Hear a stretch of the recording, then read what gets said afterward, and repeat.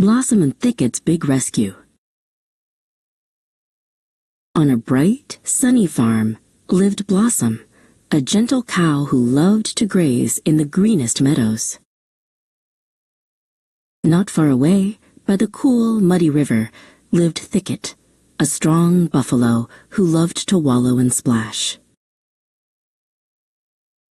Blossom and Thicket were the best of friends, even though they liked different things. Every morning, they would meet by the old oak tree. One breezy afternoon, Blossom was playing with her favorite red ball when it bounced, and rolled right into the deepest, muddiest part of the riverbank.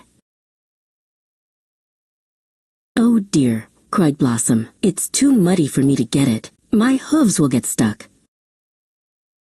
Thicket, seeing her trouble, lumbered over. "Don't worry, Blossom. Mud is my specialty."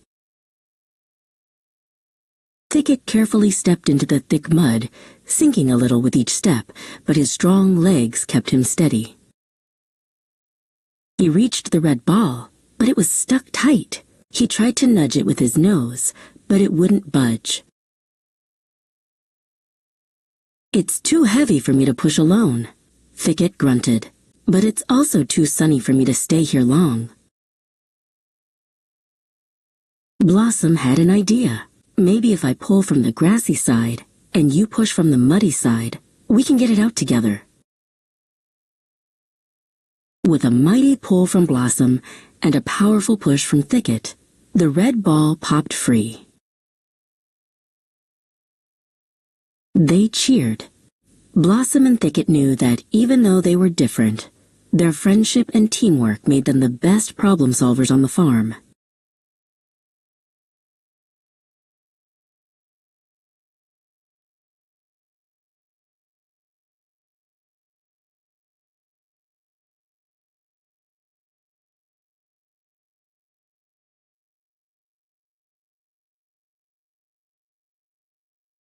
The Clumsy Cat and the Clever Mouse. In a cozy little house lived a big, fluffy cat named Jasper. Jasper wasn't like other cats. He was a bit clumsy, always tripping over his own paws. And under the floorboards lived a tiny, clever mouse named Pip. Pip was quick and smart, always darting about, noticing everything. One sunny afternoon, Jasper was chasing a bouncy ball when, whoops! He tumbled right into a tall, empty cookie jar. His head was in, but his big, fluffy body was stuck. Pip, who was gathering crumbs nearby, heard the commotion. He cautiously peeked out and saw Jasper wiggling and meowing softly, looking quite distressed. At first, Pip thought about scampering away. But Jasper looked so silly and helpless, not at all like a scary cat. Pip realized Jasper needed help.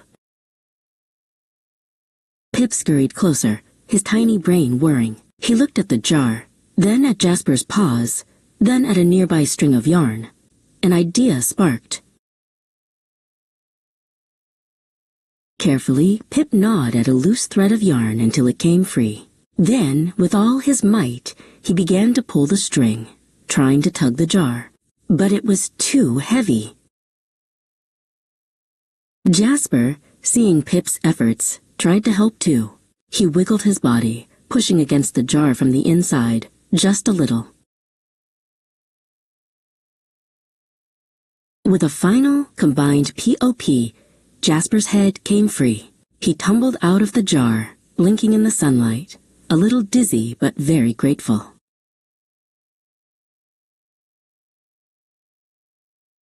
Jasper looked at Pip, and Pip looked at Jasper. The big cat purred a soft, rumbling thank you, and the tiny mouse squeaked a happy hello. From that day on, the clumsy cat and the clever mouse were the unlikeliest of friends. The Legend of King Faelan. Long ago, the animal kingdom had no king. Each creature lived freely, but sometimes big problems needed big solutions. One summer, the great river, which fed all the lands, began to dry up. The animals grew worried as their water holes became dusty puddles. Bjorn the bear, strong and mighty, tried to dig new wells with his powerful paws, but the earth was too hard, and the water too deep. Kestrel the hawk, swift and sharp-eyed, flew high above, searching for hidden springs. But from the sky, all looked equally dry and barren. Many animals tried their own ways, but nothing worked.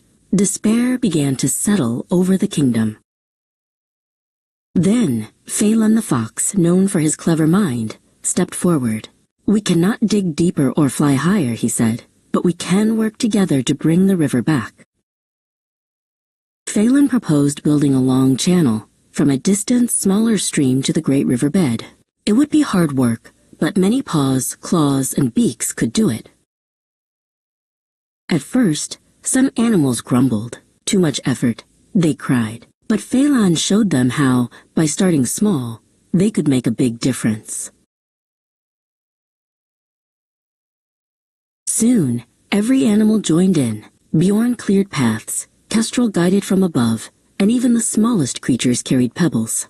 Day by day, the channel grew longer. Finally, with a gurgle and a splash, the water flowed. The great river filled again, bringing life back to the kingdom. The animals cheered. They saw that Faelan's wisdom, not strength or speed, had saved them all. And so, Faelan the fox was crowned the first king of the animals, ruling with kindness, cleverness, and the understanding that together, anything is possible. Frog, call the rain. The sun had shone for many, many days. The pond, where Bumpy the toad and Leap the frog lived, was getting smaller and smaller. "Oh dear," sighed Bumpy, his bumpy skin feeling extra dry. "If it doesn't rain soon, our pond will be gone completely." Leap hopped over to Bumpy. "We must do something," he croaked. "But what can two small amphibians do to bring the rain?" Bumpy thought hard. "I remember my great-great-grandma once told a tale," he said slowly, "of a special song that could call the clouds." Leap's eyes widened.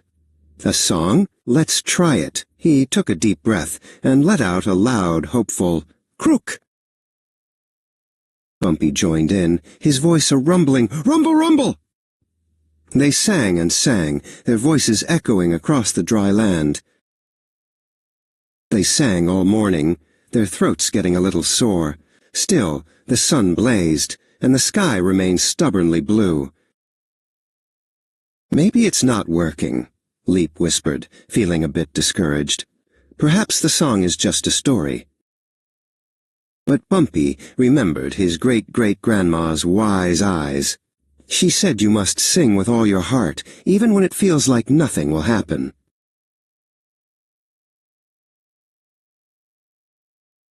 So they took one last, deep breath and sang the loudest, most heartfelt song they could. And slowly, slowly, a tiny gray cloud appeared. Then another, and soon the first drops of rain began to fall.